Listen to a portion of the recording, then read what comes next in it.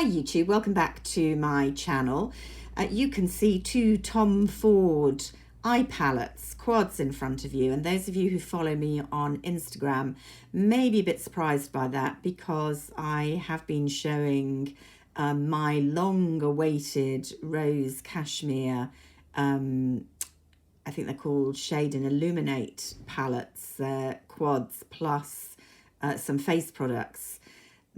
And those who follow me will know that I've been waiting for those palettes to be released over here for a long time. Finally got my hands on one of them last week and I've been using it. I have in fact got a second one today. I haven't used that yet.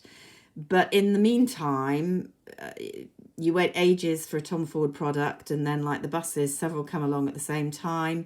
Two other quads were dropped here in the UK, and I thought I'd talk about those first simply because there's hardly anything out about them on YouTube, certainly not from amateurs like me.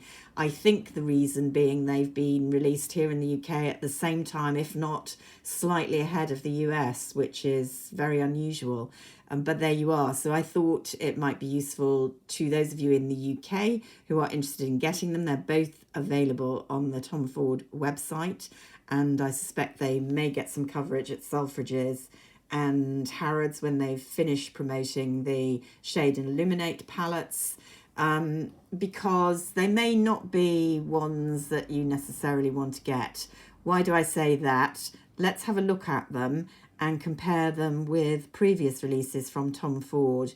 Caveat here, because they literally arrived yesterday, I haven't had the chance to try them on the eyes. Sometimes those palettes that swatch spectacularly well on the arm don't do as well on the eyes, and vice versa, so it's always a bit iffy.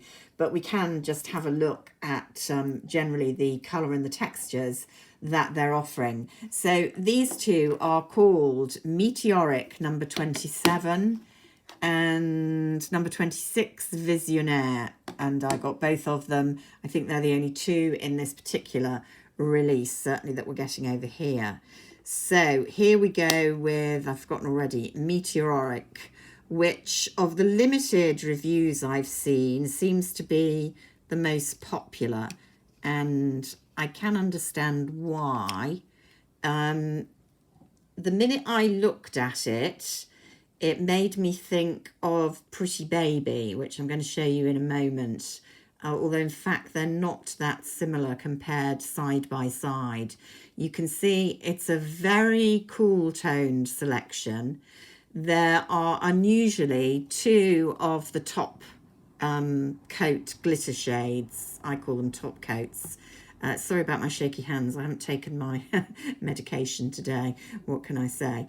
And then two below that are described on the website as matte. You'll see when I swatch them, I don't think they're matte at all. Certainly this one isn't. It's got tiny metallic in it. I'm hesitating, not glitter, but something that definitely gives it a satiny sheen. The colours are showing paler in my viewfinder than in real life. So let's have a look at the colours. Let's go down here with this very soft, silky, rosy brown.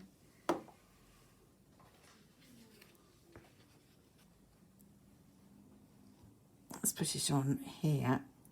So you can see that's swatching quite well as a very nice pinky neutral. But yeah, I'd call this a kind of pinky taupe colour, flattering for a lot of people. Here's the other, I mean, that's just about a matte. Here's the other one they say is a matte, and it's looking reasonably matte on the finger there, certainly in the viewfinder. I don't know if this will actually show up.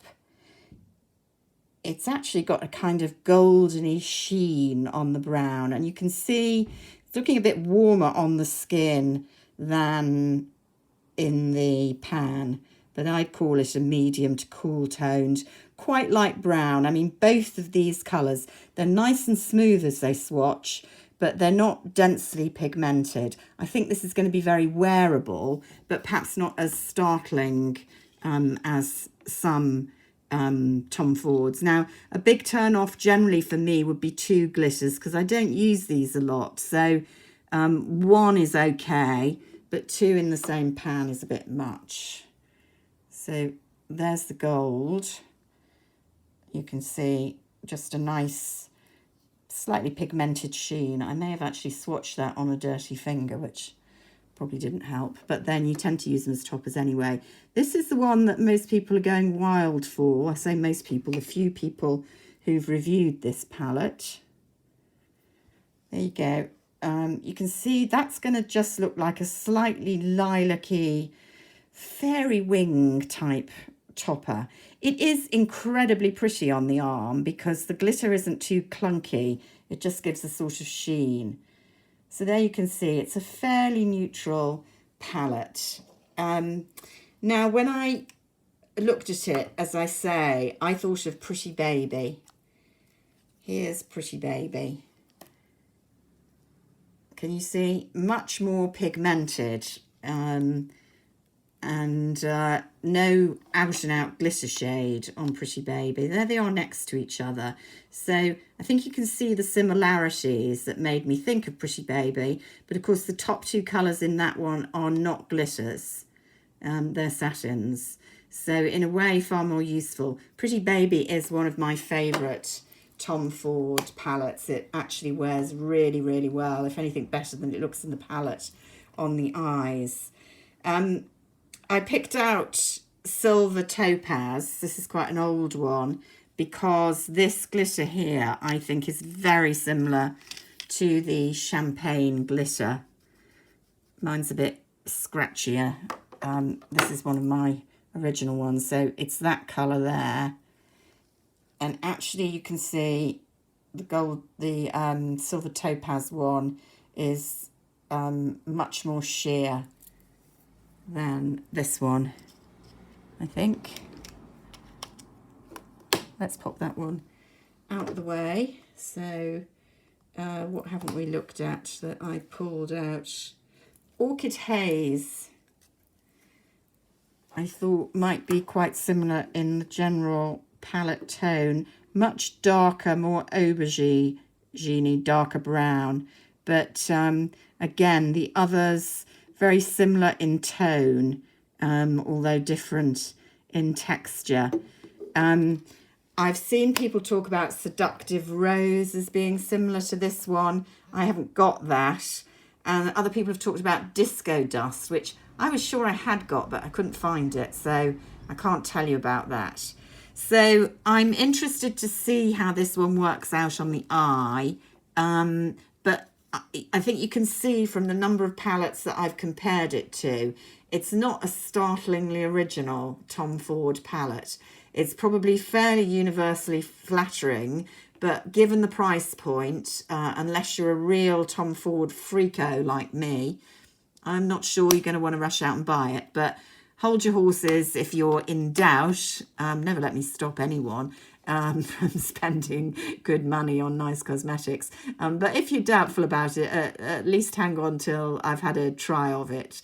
I'm sure it'll give a nice result, but even in the kind of neutral Tom Ford palettes, I think there are probably, better buys in the range if you're, just looking for 1 or 2 Tom Ford palettes. Then the other one is Visionaire, which doesn't seem as popular out and about. And helpfully, I dropped mine as soon as I got it and cracked this one here. Here you've got, I'm not sure I looked up what they describe these as, but to me they're 3 satins and 1 glitter top coat, which is more my cup of tea usually, it has to be said. Now, how are we going to do this? Yeah, probably got enough room there. Let's go with this pink first of all. So this is a more kind of golden-y hued taupe. Let's put it next to the other one. You can see not a world of difference, but this is much, much more red, much warmer which will suit a lot of people. I generally like cool toned palettes, although oddly I've been wearing a lot of gold recently, which usually people who like gold jewellery like warmer toned. Now you can see, I hope you can see, far less sheen than the brown in the other one on this. Let's put it up there next to that one.